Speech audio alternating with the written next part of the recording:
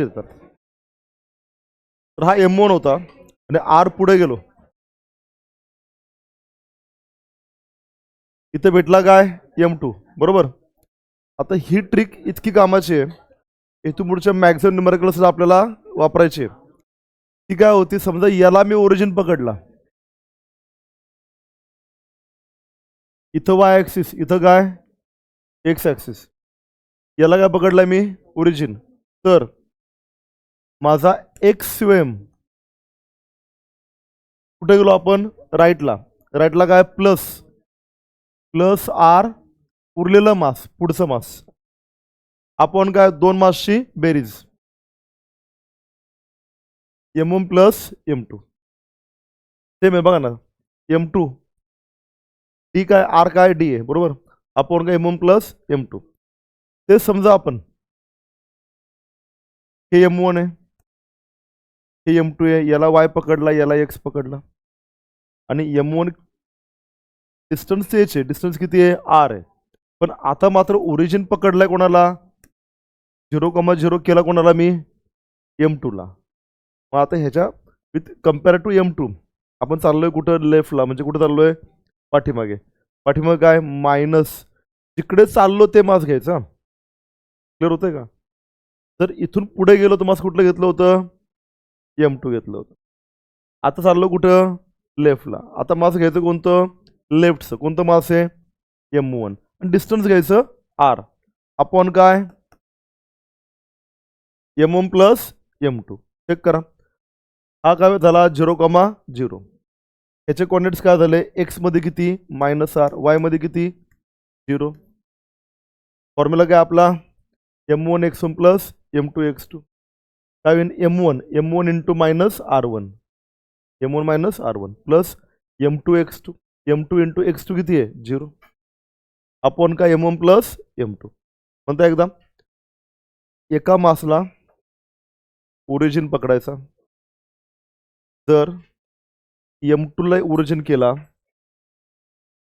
आपण, R distance, M1 कडे गेलो, लेफ्टला गेलो, जिकडे चाललोय तिथलं मास, लेफ्टला गेलो तर -R, खाली गेलो तर -R, राईटला गेलो +R, वर गेलो +R, डिवायडेड बाय दोन्ही मासचे ॲडिशन. क्लिअर एवढं. तर ह्याच्यावरती आता एक न्यूमेरिकल सॉल्व्ह करू आपण. पण आता मी करणार काय, दोन्ही मासेसला सिमेट्रिक ठेवणार आहे, आणि दोन्ही मासेस मी सेम ठेवणार आहे. म्हणजे काय, मी ही इमॅजिनरी एक लाईन पकडणार, आणि माझ्याकडे इथे आज शक्यतो काय करा, आता आज माझ्यासोबत लिहायची प्रॅक्टिस करा. आता म्हणजे मी लिहितो माझ्यासोबतच लिहा.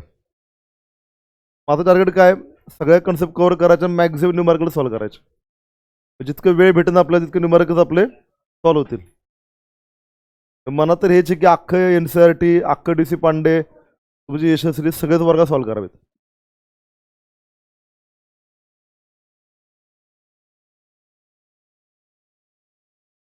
तुमच्याकडे हा मास घेतला मी समजा M, हा घेतला आपण M. म्हणता एकदा, two masses symmetric, same value, M placed at some distance T. Then if we consider mass on left as origin, then center of mass will be at plus MD. राईटला चाललोय plus D ने, M कडे चाललोय plus MD divided by M1 plus M2, M plus M equals to MD by 2M. MM cancels out, COM at T by 2 means two masses same, their center of mass at centre. हे logic clear झालंय का? तर same आहेत तर centre mass कुठे आहे? एकदम सेंटरला आहे. म्हणजे हे डिस्टन्स किती आहे? d/2 आणि आपलं हे डिस्टन्स पण काय? d/2. झालं. कुठूनही करा. तर एखाद्या माणसाने समजा याला असं सॉल्व्ह केलं, तो म्हटला इथे एम आहे,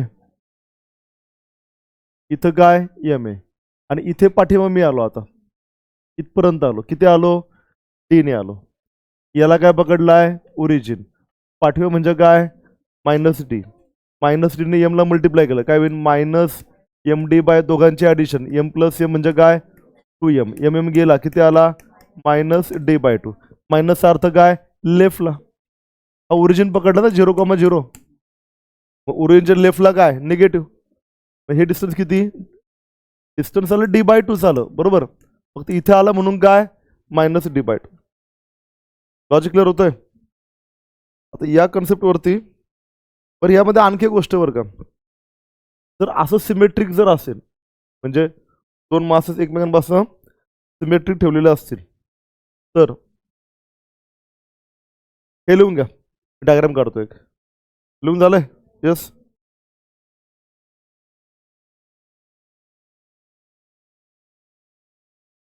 मला सांगा, समजा एक मास m1 आहे,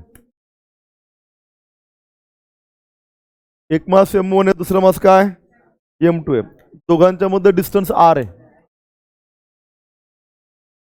दोघांचा डिस्टन्स किती आहे? r. आणि इथे सेंटर ऑफ मास आहे,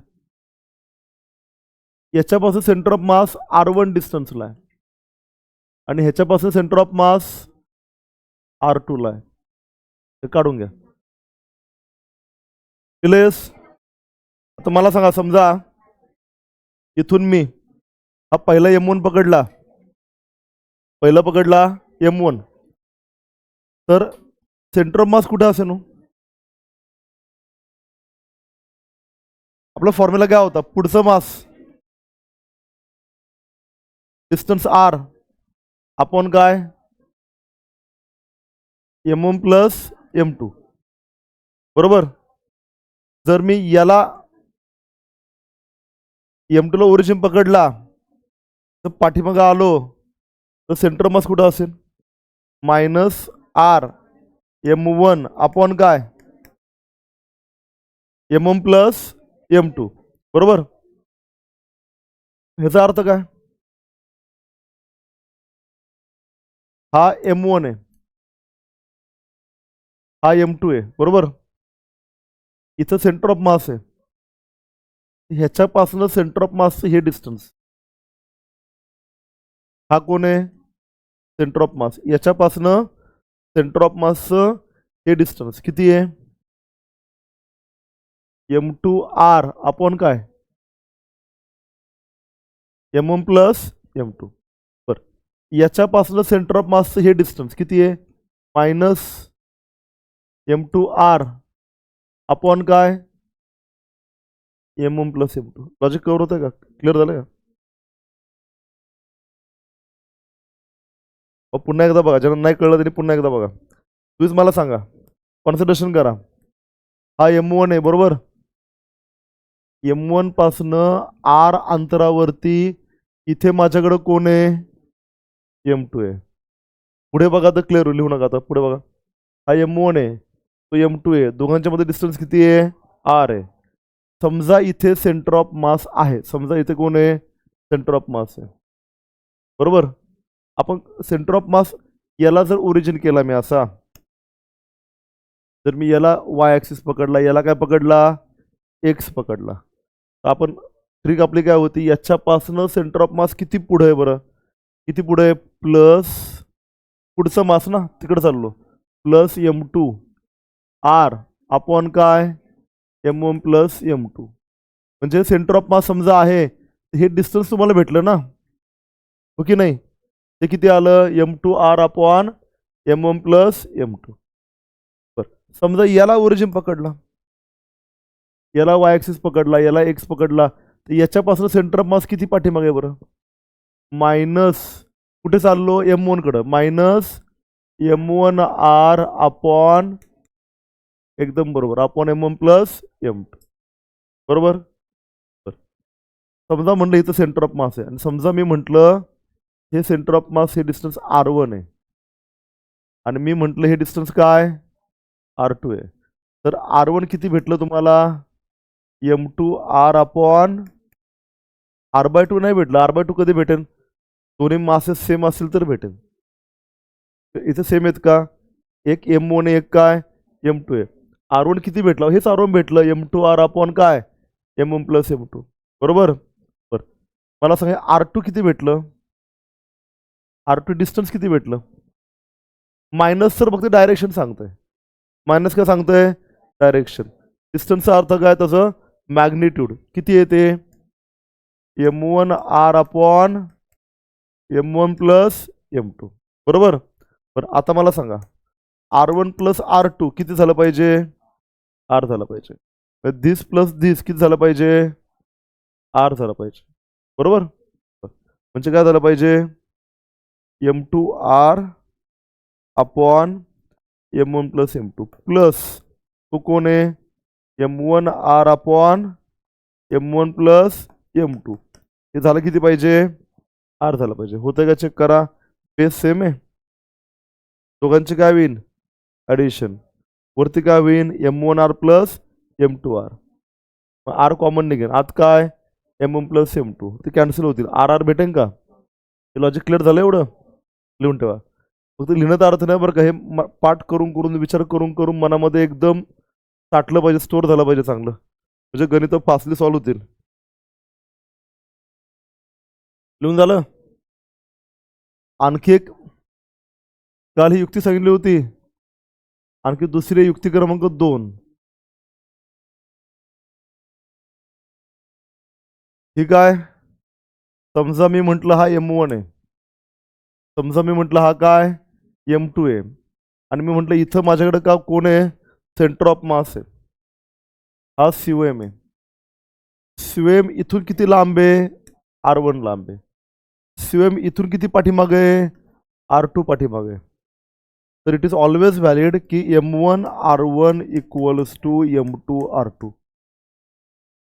गणित करून बघा तुम्हाला सापडेल M1 R1 आणि M2 R2 ची व्हॅल्यू सेम असते. हे पाठ करू. आता युक्ती शब्द मुद्दाम का वापरला आहे ट्रिक वेगळा राहू द्या युक्ती वेगळी राहू द्या अशा राहतील त्या पुस्तकातले पॉईंट्स नसतीलच कुठे बरोबर. म्हणजे माझ्या मनात गणित सॉल्व्ह करताना करता सापडले ते मी लिहिले ते तुम्हाला देतो. ह्याचा फायदा काय खूप साऱ्या गणितांमध्ये शॉर्टकट हे तयार करतात डायरेक्टली गणित सॉल्व्ह होतात यातनं. म्हणजे मी विचारलं तुम्हाला हे मास 10 किलोचं आहे इथे हे मास 5 किलोचं आहे बरोबर आणि सांगितलं बाबा इथे काहीतरी माझ्याकडे सेंटर ऑफ मास आहे हे डिस्टन्स काय सेंटर ऑफ मास आहे. पटकन हे का दिले तुम्हाला 2 दिले 3 दिलंय चेक करा म्हणजे बरोबर का चूक आहे. चेक करायची मेथड एकच आहे 10 गुणिले 3 30 आणि 5 गुणिले 10 आहेत का सेम चूक आहे बरोबर आहे का नाही चेक करायची एकच मेथड आहे. M1 सेंटर ऑफ मास पर्यंत डिस्टन्स घ्यायचं R1 ते इक्वल झालं पाहिजे M2 सेंटर ऑफ मास पर्यंत यायचं R2. पाठीमागे चेक करा बरं तुमचा इथे होता सिमेट्रिक मास घेतला होता आपण एक हा M होता बघा बरं M1 R1 M D/2 इथे या M D/2 आहे का सेम. म्हणजे ही युक्ती तुम्हाला हेल्प करते गणित सॉल्व्ह केल्यानंतर ते बरोबर आहे का नाही चेक करायला. एक क्रॉस चेकिंगची आपली मेथड आहे. क्लिअर झालं फास्ट लिहा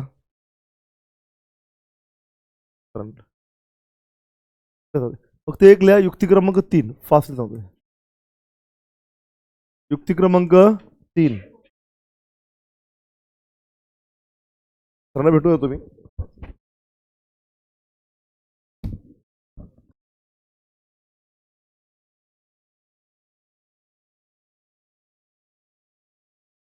हे समजून घ्या नीट काय प्रकारे. मी समजा म्हटलं इथं माझ्याकडे एक मास आहे ते M1 आहे आणि इथं माझ्याकडे एक मास आहे ते M2 आहे ठीक आहे M1 आणि M2 आहे आणि ते मुवेबल मासेस आहेत ते मूव्ह करतात म्हणजे M1 मे बी राईटला जाऊ शकतो M1 ते जे कॉर्डिनेट्स आहेत X1 आणि Y1 तर M1 समजा राईटला गेलाच बाबा चालला पुढे तो M1 मध्ये किती चेंज होतोय विथ रिस्पेक्ट टू टाइम. M1चा चेंज आहे dx1. बघा M1 आहे, M1चा कॉर्डिनेट काय होता, x1 होता. हे गणित कधी असं पकडा की हे एक माकड आहे, ठीक आहे, हे कोण आहे, दुसरं माकड आहे, आणि एकमेकांना पाठलाग करतात आहे, ठीक आहे. ह्या माकडाचा मास किती आहे, M1 आहे, ह्याचं किती आहे, M2 आहे. हा पळत चाललाय पुढं, हा पुढे चालला, त्याचं डिस्प्लेसमेंट झालं, ह्याचा कॉर्डिनेट काय होता, x2 होता. इथून पुढे लक्षात घ्या की डीचा अर्थ काय, चेंज. डी म्हणजे चेंज. माकडाचा कॉर्डिनेट चेंज कितीने झाला, तर dx2 ने झाला. जर मी म्हटलं माकड राईटला गेलं तर म्हणायचं काय, प्लस dx2. मी समजा म्हटलं माकड लेफ्टला आलं तर काय, मायनस dx2. एकदम बरोबर. हा माझ्याकडे M1 आहे, त्याचं कॉर्डिनेट काय, x1 आहे. मी म्हटलं हे माकड राईटला गेलं तर ह्याच्या कॉर्डिनेटमध्ये चेंज काय, प्लस dx1. समजा हे माकड पाठीमागं आलं, याच्या कॉर्डिनेटमध्ये चेंज काय, मायनस dx1. क्लिअर झालं. पण मी म्हटले दोघं असे पळतात आहे की त्यांचा सीओएम काय चेंज होत नाही, यांचा सेंटर ऑफ मास काय, दोघांचा मिळून तो सेंटर ऑफ मास आहे तो चेंज होतो का, नाही. म्हणजेच काय, change in centre of mass is change in x COM. हा काय, 0. पुरा डीच्या आपण प्रॅक्टिस करू. म्हणता एकदा, D change, dA1 change in A1, dB change in B, dC change in C, D Kattappa change in Kattappa, D Pushpa change in Pushpa. एवढं clear होतंय. डी म्हणजे चेंज. जर राईटला गेला तर काय, प्लस, लेफ्टला गेलं तर काय, मायनस. राईटला गेला dx1 प्लस dx1, लेफ्टला आला मायनस dx1. ठीक आहे. आता माझ्याकडे समजा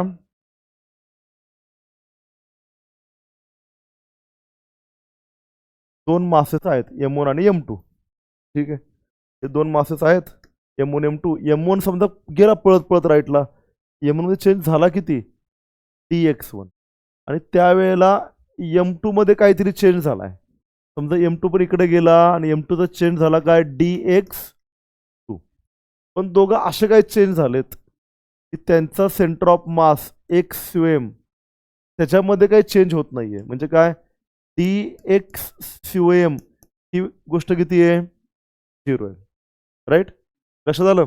बरं, आपला जनरलाइज फॉर्म्युला काय होता, आपला फॉर्म्युला होता की सेंटर ऑफ मास काढायचा आपल्याला. सेंटर ऑफ मास आपल्याला काढायचा एक्स सीओएम. तर x COM of centre of मास हा होता M1 x1 plus M2 x2 upon M1 plus M2. आता मी समजा म्हणलं की याला चेंज फॉर्ममध्ये लिहा. कोणत्या फॉर्ममध्ये लिहा, चेंज फॉर्ममध्ये. तर कसं लिहिता येईल बघा, change in centre of mass काय लिहिला, dx सीओएम. मासेस कॉन्स्टंट आहेत ना M1 M2, त्यामध्ये काय चेंज होतो का, नाही. म्हणजे काय, खालचा M1 M2 काय चेंजच नाही, तो ॲज इट इज लिहून घ्या. वरचा M1 काय चेंज नाहीये, पण x1 मध्ये चेंज आहे, काय तो dx1 प्लस M2 मध्ये चेंज नाहीये, पण x2 मध्ये चेंज काय, dx2. लक्षामध्ये एवढा, बरोबर. बरं, आता त्यामध्ये मला सांगा, दोन पार्टिकल असे चाललेत की तुमचा चेंज इन dx हा होतच नाही. म्हणजे हा किती आहे, 0. हा जर 0 तर काय होईल, 0 equals to M1 dx1 plus M2 dx2 upon काय, M1 प्लस M2. आता ते M1 प्लस M2 ने ह्या 0ला समजा मी मल्टिप्लाय केलं तर मला काय भेटलं, 0 इक्वल्स टू काय, M1 dx1 प्लस काय, M2 dx2. बरोबर. म्हणजे समजा आता हा M2 dx2 इकडं आला तर मला काय भेटेल, M1 dx1 equals to minus M2 dx2. Minus काय सांगतो माहिती का, मायनस सांगतो फक्त डायरेक्शन. काय सांगतो, फक्त डायरेक्शन. म्हणजे मॅग्निट्यूड वाईज काय, M1 आणि dx1 इक्वल्स टू काय, M2 dx2. समजा M1 मास R1 ने पुढे गेलं तर काय, M1 R1, त्यावेळेला dx2 मास R2 ने पाठीमागं आलं, इक्वल्स टू काय, M2 R2. तो लॉजिक लक्षात आलंय. हा असा फॉर्म्युला आहे, याने मुव्हिंग मासेसचे सेंटर ऑफ मास फाइंड करता येतात. आपण ते काढू आता, लिहून घ्यायला. म्हणजे प्रॉपर जे युनिटच्या दिशेने आता चाललो आपण. जे युनिटवाले इकडे जास्त लक्ष देत नाहीत, ते ह्याच्यावरचे गणित खूप कमी येतात. गणित येतात ते ह्याच्यावरचे काहीतरी. आता जे सुद्धा मेकॅनिकल इंजिनिअरिंगला जातील आणि इलेक्ट्रिकल इंजिनिअरिंगला जातील, मेकॅनिकल आणि इलेक्ट्रिकल, त्यांचं जवळजवळ 4 वर्षाचा अभ्यासक्रमातलं बेस्ट फाउंडेशन आहे ना, हे जे युनिटमध्ये क्लिअर होतं. हे सगळं मेकॅनिकलचा पार्ट आहे. पुढे आपण electricity, AC current, DC current बघू. जे युनिटचं एसी करंट, डीसी करंट तुमच्या भविष्यातल्या इलेक्ट्रिकल इंजिनिअरिंगचं एकदम स्ट्रॉंग फाउंडेशन येते. किती स्ट्रॉंग आहे, एकदा हा अभ्यास केल्यानंतर अगदी इंजिनिअरिंगच्या एक्झामला 1 महिना अगोदर अभ्यास केला तरी तुम्ही टॉपर आहे. सर, इंजिनिअरिंगपेक्षा जास्त अभ्यास जे युनिटचा आहे.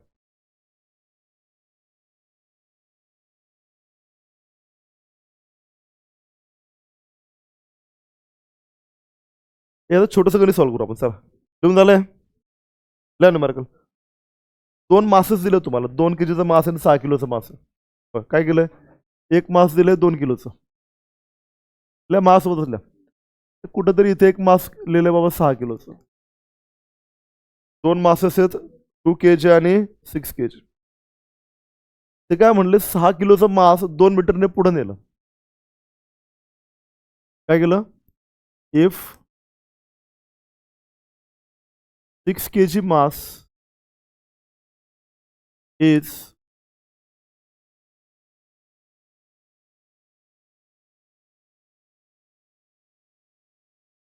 if 6 kg mass is moved towards right by 2 meter, by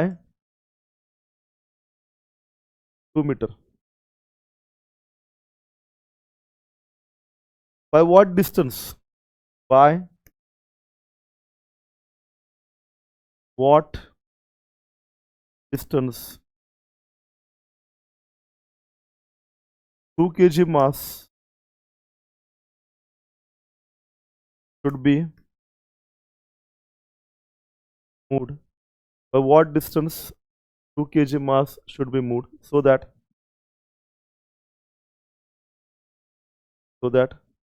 center of mass remains constant.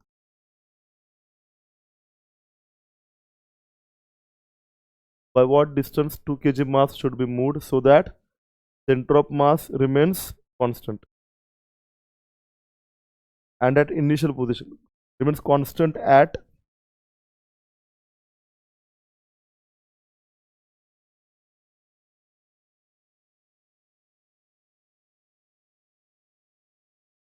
if 6 kg mass is moved towards right, by what distance 2 kg mass should be moved so that COM remains constant at initial position. 2 masses आहेत, 2 किलोचं आणि 6 किलोचं. 6 किलोचं 2 मीटरने पुढे नेलं तर 2 किलोचं मास कुठे न्यायला लागेल, आणि कंडिशन दिली की सेंटर ऑफ मास काय बाबा चेंज होत नाही, तो जिथे आहे ना तिथेच राहतो. क्लिअर होतंय. पहिल्यांदा सॉल्व्ह करू, ह्याच्या पाठीमध्ये फिजिक्स समजून घेऊ. काय, पहिल्यांदा डायरेक्ट सॉल्व्ह करू. याला मी काय म्हटलं, M1, याला मी काय म्हटलं, M2. याचे कॉर्डिनेट्स काय होते बाबा, x1, y1, आणि ह्याचे काय होते, x2, y2. ठीक आहे, याला राईटला घेऊन गेले म्हणजे काय हो, त्याच्यात एक्स कॉर्डिनेटचा चेंज इन dx2 काय झाला, +2. म्हणता एकदा, 2 kgचा मास M1, त्याचे कॉर्डिनेट्स x1, y1. 6 kgचा मास M2, त्याचे कॉर्डिनेट्स x2, y2. 6 kgचं मास राईटला 2 मीटरने नेलं म्हणजे त्याचा कोऑर्डिनेट x2 2 मीटरने राईटला चेंज झाला. x2 मधला चेंज dx2 राईटला म्हणून +2. आपल्याला काढायचा आहे 2 kg मासचा चेंज एक्स ॲक्सिस मध्ये. चेंज इन x1 dx1 राईटला गेला तर उत्तर पॉझिटिव्ह येईल, लेफ्टला गेला तर निगेटिव्ह येईल. त्यांनी कंडिशन दिली आहे सेंटर ऑफ मासची पोझिशन जिथे आहे तिथेच राहते. म्हणजेच change in coordinate of centre of mass dx swm is 0. Logic clear आहे. फॉर्म्युला काय भेटला असा असेल तर काय फॉर्म्युला होता आपला बघा. x swm आपण कसं लिहितो m1 x1 plus m2 x2 आपण काय m1 प्लस m2. ह्याच्यामधला चेंज काय dx swm हा काय m1 dx1 प्लस काय m2 dx2 आपण काय m1 प्लस m2. ह्याच्यामधला चेंजच 0 झालाय म्हणजे dx swm काय 0. बर मग काय होईल या m1 m2 ने याला मल्टिप्लाय केलं काय होईल 0. 0 इक्वल्स टू काय m1 dx1 प्लस काय m2 dx2. तर 0 इक्वल्स टू m1 किती आहे 2 किलो. त्यातला चेंज माहिती आहे का नाही. किती आहे तो dx1. m2 किती आहे 6 किलो. त्यातला चेंज कुठे आहे राईटला. राईटला कितीने 2 ने म्हणजे काय इंटू +2 काय आला 0 इक्वल्स टू 2 dx1 प्लस काय 6 दुने 12 बरोबर.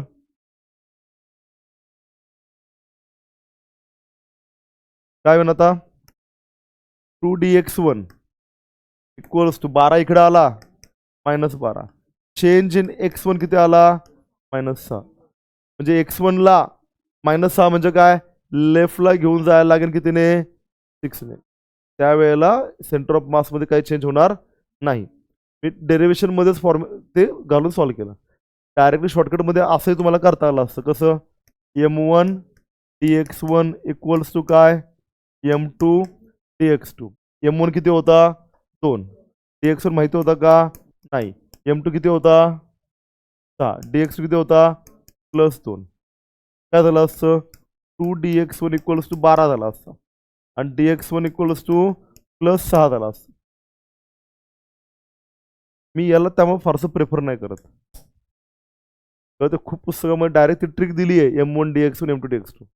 अडचण कळली का इथे मला मायनस पण कळतंय. जास्त कम्फर्टेबल गॅरंटेड काय असेल तर हे गॅरंटेड आहे. मला हे लॉजिक माहित पाहिजे dx swmचं. त्यातनं हे पण कळतं की ते 6 गेलं कुठे राईटला का लेफ्टला.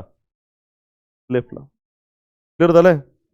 खूप पुस्तकांनी याला ट्रिकमध्ये म्हणून सांगितलंय. ते म्हणले m1 r1 equals to m2 r2 पाठ करून ठेवा. आता अशी पुस्तक कुठली ज्याला JNETचे गाईड्स म्हणतात असे. JNETचे गाईड्स कोणते आहेत एक बालाजी पब्लिकेशन येतं ते पण काय JNET लिहितं मग करते. मग तू डायरेक्शन समजून घे मग एकदम बरोबर लिहिता याला काय लिहून घ्या. चला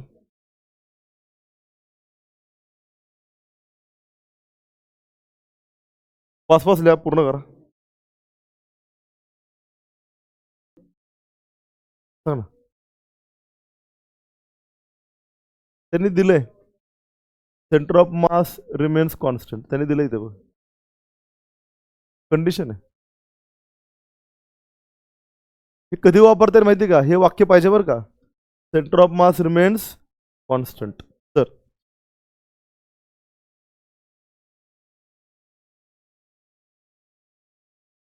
लिहिलं एवढं? येस. हेडिंगला motion of centre of mass, motion of CM,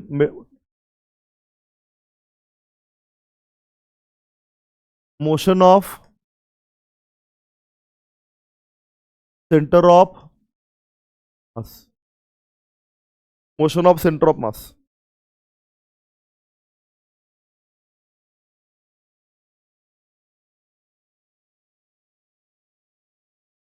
motion of centre of मास.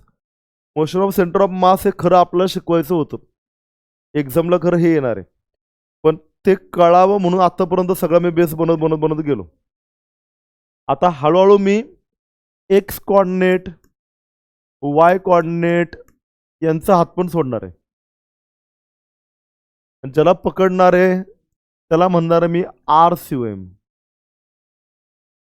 म्हणजे आता सगळे फॉर्म्युले मी एक्स मध्ये वाय मध्ये शिकवण्याऐवजी मी आता प्रयत्न करणं कशामध्ये शिकवायचे ते आर मध्ये.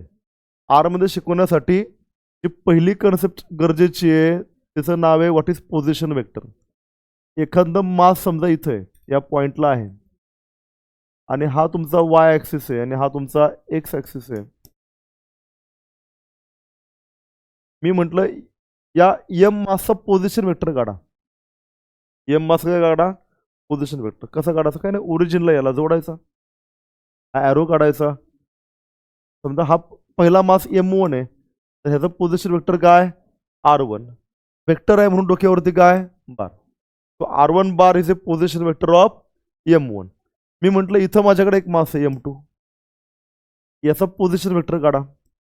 ॲरो कसा पाहिजे? अवे फ्रॉम ओरिजिन टुवर्ड्स मास. हा काय असेल? R2 बार. हा कोणाचा आहे पोझिशन वेक्टर? M2चा. मी म्हटलं दोघांचा मिळून कुठंतरी इथे सेंटर ऑफ मास आहे, तर सेंटर ऑफ मासचा पोझिशन वेक्टर काढा, जोडायचा. हा किती असेल? RCOM बार. बरोबर. मी म्हटलं तो RCOM बार किती आहे आम्हाला सांगा.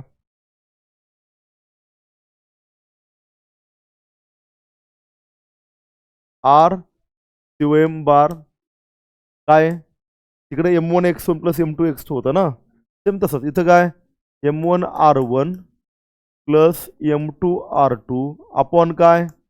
M1 plus M2. मी म्हटलं दोन मासेस नाही आहेत, आमच्याकडे आणखी एक मास आहे M3, आमच्याकडे आणखी एक मास आहे M4, M5, M6, असे करत करत करत किती मासेस आहेत? N मासेस आहेत. तर RCOM काय असेल? काय नाही, ॲड करायचं. प्लस काय? M3 R3 प्लस काय? M4 R4 plus dot dot dot up to what? MN RN. खाली जर दोन मासेस होते त्यावेळेला आपण काय लिहिलं होतं? M1 plus M2. आता वाढवू याला, M3 पण ॲड करू, M4 पण ॲड करू, जितके मासेस आहेत तितके ॲड करू, up to what? MN. Clear? एकदा लिहिलं होतं फॉर्म्युला आपण. आता इथून पुढचं काम आर मध्येच करायचं म्हणून पुन्हा एकदा लिहिला. घ्या लिहून घ्या आता. येस, लिहून झालं. मी म्हटलं की पहिलं मास जे मी म्हटलं हे सगळे मासेस ना एका बॉडीच्या आतमध्ये आहेत. मी म्हटलं ही सिस्टीम आहे बघा. मी म्हटलं M1 M2 M3 हे सगळे मिळून काय बनवतात? एक सिस्टीम बनवतात. ह्याला गोल करा असा, इथल्या सिस्टम, त्या सगळ्यांनी मिळून एक सिस्टीम बनवली. म्हणता एकदम M1 M2 M3 एका सिस्टीमच्या आतमधले मासेस आहेत. सिस्टीमच्या आतल्या आत त्यांची मोशन चालू असू शकते किंवा ते थांबलेले पण असू शकतात. कळून झालं? तर मग काय लिहू नका, फक्त पुढे बघा. आता मी म्हटलं ही सिस्टीम आहे, या सिस्टीम मध्ये मासेस आहेत. माझ्याकडे इथे मास M1 आहे, माझ्याकडे बाबा इथं मास M2 आहे, इथे मास M3 आहे, इथे M4 M5 M6 असं करत करत करत किती मासेस आहेत? N मासेस आहेत. ही सिस्टीम आहे. हा सिस्टीमचा रेफरन्स द्यायचा नक्की ते पार्टिकल्स कुठे आहेत त्यांना काहीतरी अर्थ द्यायचा म्हणून मी वाय ॲक्सिस ॲझ्युम करतो, म्हणून मी एक्स ॲक्सिस ॲझ्युम करतो, आणि मग ह्यांना मी R1 M1ला जोडला, मला काय भेटतो R1. हे सगळं इमॅजिनरी आहे. हे ब्ल्यू रंगाने मी करतो ना, सगळं काय इमॅजिनरी आहे. मी म्हटलं की या क्लासरूममध्ये हा कॅमेरा M1 आहे, आणि म्हटलं की लाईटचा हा स्विच M2 आहे. कुठंतरी हा कोपरा म्हणजे ओरिजिन आहे. तर तिथनं मनातल्या मनात एक R1 जोडला आहे, आणि मनातल्या मनात इथून तिथं काय जोडलं आपण R2 जोडला. खरं आहे का हो? नाही. हे खरं हे काय नाही आहे. खरं हे खरं आहे. इव्हन ही बाउंड्री पण नाही आहे. आपण मनातल्या मनात पकडलं ही काय सिस्टीम आहे, असं बाउंड्री पण ॲझ्युम केली आपण ॲझ्युम केलं अरे हा कॅमेरा आणि हे स्विच बोर्ड ही सिस्टीम आहे, तर मनातल्या मनात याला एक बाउंड्री दिली. कळतंय? ठीक आहे. तर ही सिस्टीम आहे. सिस्टीममधले मासेस आहेत. बरं, M2 माझा हा इथे म्हणून सांगितलं की M2चा ॲड्रेस काय R2 बार, तसा M3चा ॲड्रेस काय R3 बार, असे सगळ्यांचे ॲड्रेस असतील. M4चा असेल, M5चा असेल, अप टू MNचा असेल. आता समजा ते M1 मूव्ह होतंय. Let's say this M1 is moving. Move झाला म्हणजे काय झालं, M1 मध्ये चेंज झाला. M1 मध्ये चेंज झाला, मग मला सांगा हा R1 पण इथं जाईल ना. आता R1 तिथपर्यंत गेला. किती चेंज झाला R1 मधला विथ रिस्पेक्ट टू टाइम, तर R1 मधला चेंज आहे dR1 बाय dt. बरोबर, म्हणजे R1 काय बरं, पोझिशन ऑफ M1, त्याच्यामध्ये चेंज झालाय म्हणजे डिस्प्लेसमेंट आहे. डिस्प्लेसमेंट अपॉन टाइम आहे. dR1 काय, चेंज इन पोझिशन म्हणजे डिस्प्लेसमेंट अपॉन काय टाइम, म्हणजेच काय झाली व्हेलॉसिटी झाली. dR1 बाय dt ही काय माहिती आहे, ही झाली व्हेलॉसिटी ऑफ फर्स्ट पार्टिकल. समजा हा M2 इथे गेला, म्हणजे त्याचा R2 पण काय झाला, चेंज झाला. म्हणजे R2 मधला चेंज काय, dR2 बाय dt, तो काय होईल V2.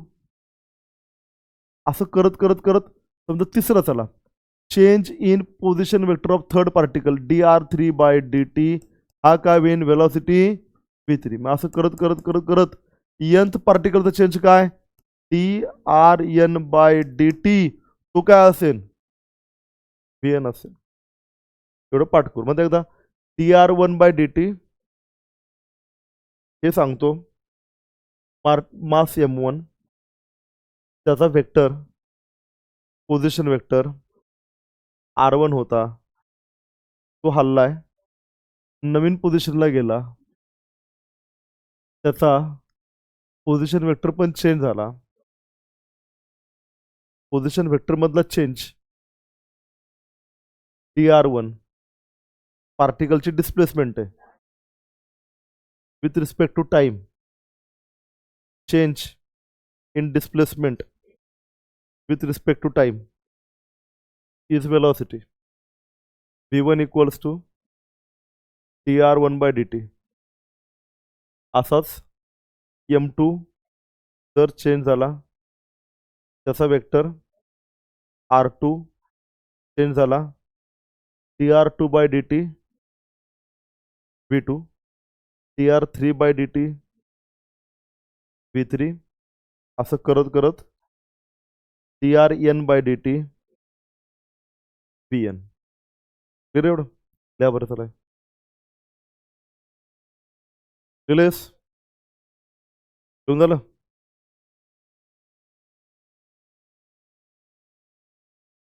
बघा आता या सिस्टीम मध्ये काय काय होईल.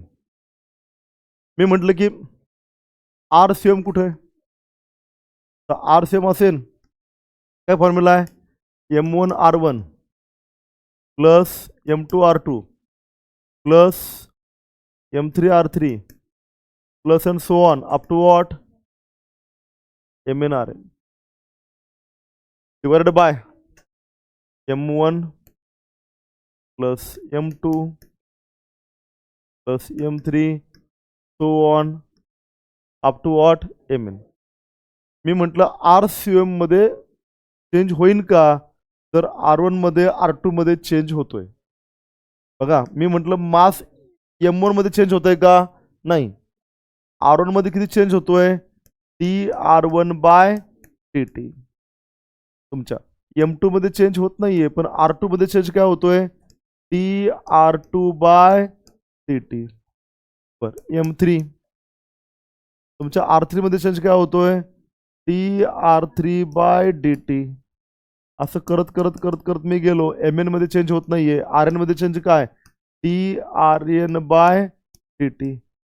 खालचे मासेस तर कॉन्स्टंट आहेत as it is. M1 plus M2 plus M3 and so on up to what MN. असं सगळ्यांमध्ये चेंज होत असेल तर या RCM मध्ये पण चेंज होईल. तो किती असेल, dRCM/dt. आताच बघितलं आपण. dR1/dt काय, velocity of mass number 1. dR1/dt काय होतंय, V1 होतंय.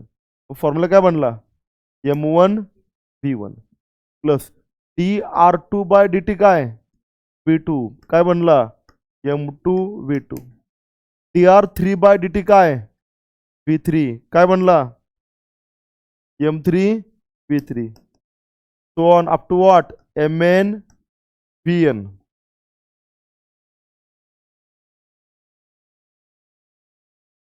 Divided by M1 plus M2 plus M3. यामध्ये काय चेंज आहे का, नाही. अप टू MN ते तसेच राहतील. बरोबर. आणि मग dRCM/dt काय असेल, वेलॉसिटी ऑफ सेंटर ऑफ मास असेल. म्हणजे काय झालं, वेलॉसिटी ऑफ CM काय भेटला, M1 V1 plus M2 V2 plus M3 V3 up to MN VN upon what M1 plus M2 plus M3 up to MN. Clear आहे, काय लिहून घ्या. आता समजा मी म्हटलं की बाबा व्हेलॉसिटी पण चेंज होते. मी काय म्हणलं, व्हेलॉसिटी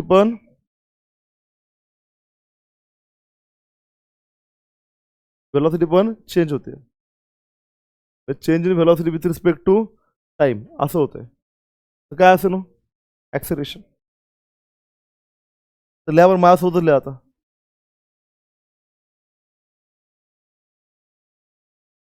समजा असं इथे लिहा, if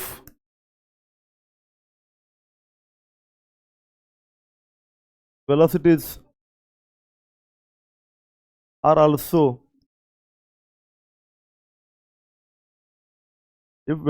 also changing with respect to time, काय काय होईल बघा. M1 असाच आहे, V1 ची किती चेंज आहे, dV1/dt. बरोबर. प्लस M2 मध्ये चेंज आहे का, नाही. तो किती आहे, dV2/dt. प्लस काय, M3 किती चेंज आहे, dV3/dt. Plus and up to MN dVN/dt upon M1 plus M2 so on up to what MN. जर सेंटर ऑफ मास या पार्टिकलच्या व्हेलॉसिटीमध्ये पण चेंज असेल तर सेंटर ऑफ मासच्या व्हेलॉसिटीमध्ये चेंज होईल, dVCM/dt. पण change in velocity with respect time काय, ॲक्सेलरेशन. काय म्हणते, acceleration of centre of mass काय होणार, M1 A1 प्लस काय, what is dV2/dt, acceleration of second mass काय म्हणते, A2. What is dV3/dt, M3 A3 up to MN AN divided by M1 plus M2 up to MN. बरोबर, घ्या बरं.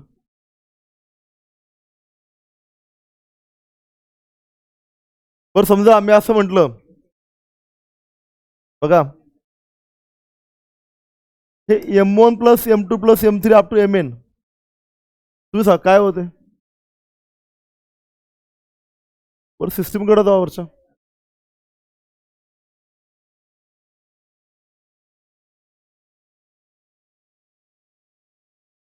मी काय म्हणलं M1 plus M2 plus M3 MN सगळ्यांचे addition केले मी,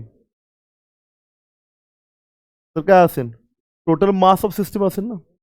म्हणता एकदा M1 M2 M3 सगळे मिळून सिस्टीम बनवतात, तर सगळ्या मासचे addition M1 plus M2 plus M3 हे असेल टोटल मास ऑफ सिस्टम. बरोबर, M काय टोटल मास ऑफ सिस्टम झालं, M टोटल झालं. मग इथे या बरं आता,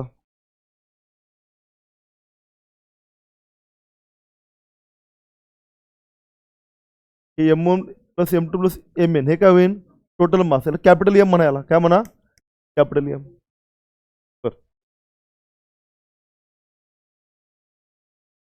या M1 प्लस M2 ह्याला मल्टिप्लाय केलं,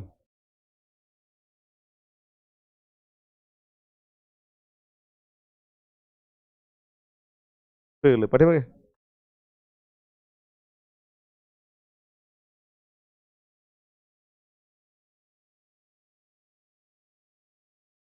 याने इथे आलं काय म्हणते acceleration of centre of mass into काय M1 plus M2 up to what MN equals to काय M1 A1 plus M2 A2 plus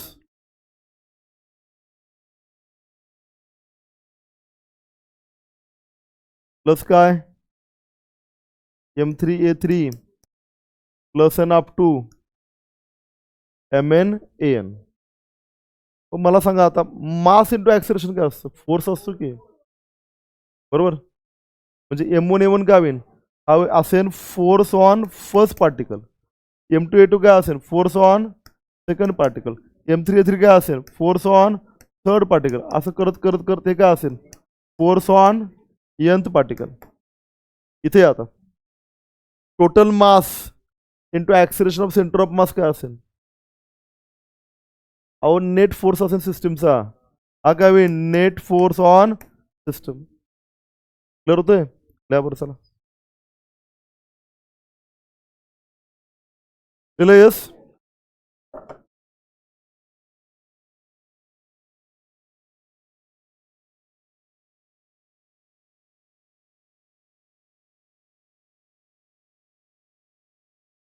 मला सांगा इथे what is F net summation of all forces total mass into काय acceleration of centre of mass. लिहून घ्या F net is capital M into acceleration of centre of mass.